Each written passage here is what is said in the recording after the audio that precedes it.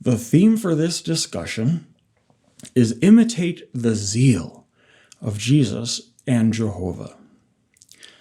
Zeal, friends, is a really good quality to have in your life.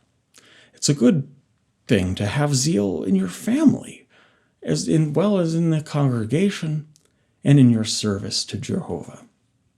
And so, friends, please allow this discussion to answer 3 questions. 1, what is zeal? 2, how does Jehovah and Jesus show zeal?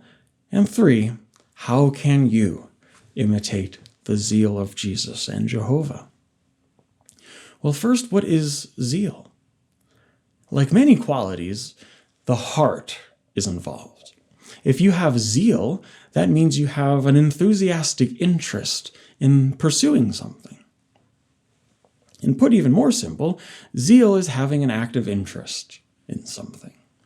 And since your heart is involved, if you are zealous, that means you also have the desire for it. Zeal is a good quality, yes, like I mentioned, to have in your life, in your family, and in your service to Jehovah, and in your congregation. Why is that? Well, I find this interesting. In Chinese, the word zeal means warm heart. And if you have a warm heart for something, that means you might be moved to action. Continue working at whatever it is you're interested in. Zeal is a good quality to have, but like jealousy, there is improper forms of zeal. Improper or misdirected zeal, for example, one might sincerely be zealous for something, but, is it good? Is it wrong and displeasing to Jehovah? A Bible example of this would be Saul before he became a Christian, because he was extremely zealous for Judaism. He thought what he was doing was good, and maybe that could be us too. Maybe you are zealous for something, very active in the pursuit of something, but is it wrong? Is it displeasing to God? And in the case with Saul, his zeal for Judaism was the cause for the persecution of the Christian congregation of God and devastating it.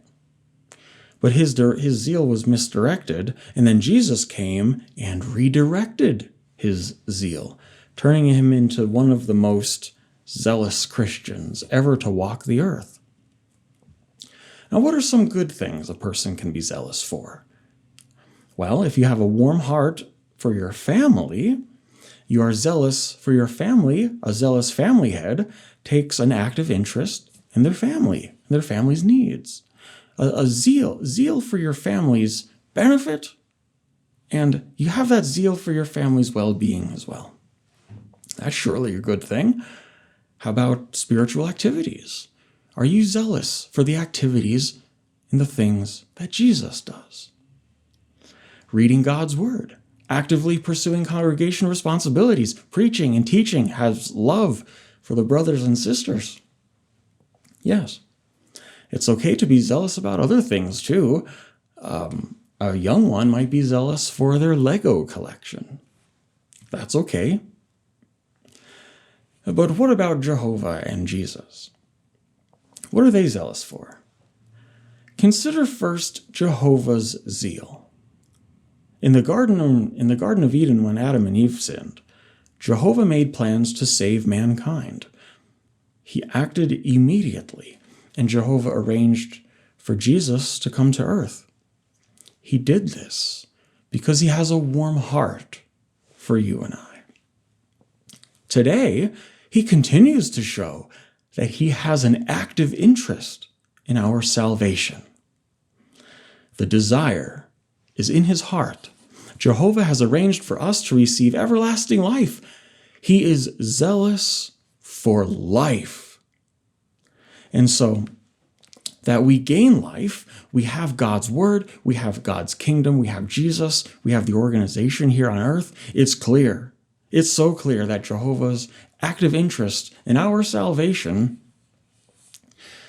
is seen even today.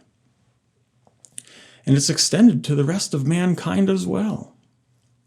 Now consider next Jesus Christ, while on earth. Jesus was known to be zealous in the ministry. That is because he has an active interest in coming to help people and help them know Jehovah better. He was preaching, he was teaching, he was praying for people and curing people. He didn't just do it once, but he was at it constantly. He was zealous. Now this illustration, consider Luke chapter 13. I have my marker there. But in verses 6 through 9, here Jesus is speaking. He's talking about a master and his helper. But notice the zeal they show in cultivating this fig tree. And we can talk about what's important in the illustration. Chapter 13 of Luke, verses 6 through 9. And then he went on to tell this illustration. A man had a fig tree planted in his vineyard, and he came looking for fruit on it, but found none. Then he said to the vine dresser, "Here it is, 3 years I have come looking for fruit on this fig tree, but have found none. Cut it down. Why should I keep the ground useless?" In return he said to him, "Master, leave it alone for 1 more year until I dig around it and put manure on it. If it produces fruit in the future, well and good. But if not, then cut it down." Friends, did you notice their zeal?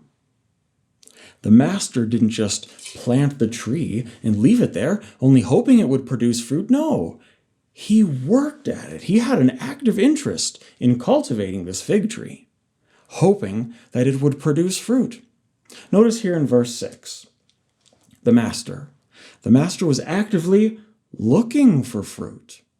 Even though after 3 years of trying and cultivating and still yielding no fruit, the illustration shows that the master and his vine dresser, that's the vine dresser is someone who is skilled at cultivating plants, they were actively working at cultivating this fig tree, trying to get it to grow fruit. And in a lot of cases, fig trees are known not to produce any fruit at all.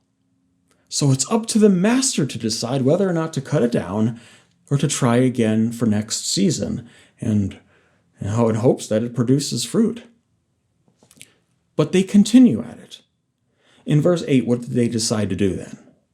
Well, they decided to dig around it, put manure on it. They didn't give up. No doubt if they wanted that tree to produce fruit next year, they were going to try everything they could and use every skill they had to help this tree produce fruit. What's the point? The point is be zealous in Jehovah's service. That's the point that Jesus is making clear. Why in this regard, though, especially in Jehovah's service? Well, notice right before the illustration here, Jesus mentions the need for people to repent and turn their hearts toward God. In verse 5, Jesus says, "Unless you repent, you will all be destroyed." Thus, the illustration of the work that needs to be done. It's important to help plant and water the seeds of truth. But in most cases, like the fig tree that isn't producing fruit even after 3 years, constantly digging around, fertilizing, and cultivating the soil of the heart is just as important, so that those seeds of truth can produce fruit next season. Sometimes we talk to others. We talk to unbelieving family members about Jehovah. Should you give up? It might take years of digging and fertilizing the soil of their hearts so that the seed of truth can grow and produce repentant fruit. Like in the illustration, you might have to adjust your technique. Try something different. Try and learn a new skill, as the vine dresser did. It takes teamwork, and it takes working as a team, doesn't it, friends? Maybe at present, it could seem like there's no fruit. Maybe there is no fruit. Sometimes none at all. And that may be all you can do. And it might be that you have to leave it alone, cut it down, or move on to a different territory. But like Jesus said in the verse 9 of the illustration, if it produces fruit in the future, well and good. Great. Let's do a quick review now. 1, what is zeal? Zeal is showing an active interest in something. How does Jehovah and Jesus show zeal? Together as master and vine dresser, they show zeal by taking an active interest in you and I, in the salvation of mankind. How can you imitate the zeal of Jehovah and Jesus? Participating regularly in both spiritual and Christian activities together with your brothers and sisters shows that you have the zeal of Jesus and Jehovah. In addition, by your Christian conduct, love, taking an active interest in other people, but including your brothers and sisters, and yes, friends, it shows you have a warm heart, and it shows you are zealous for fine works. So friends, in whatever you are zealous for, keep working at it. As Romans 12 verse 11 says, be industrious, not lazy, be aglow with the Spirit, slave for Jehovah.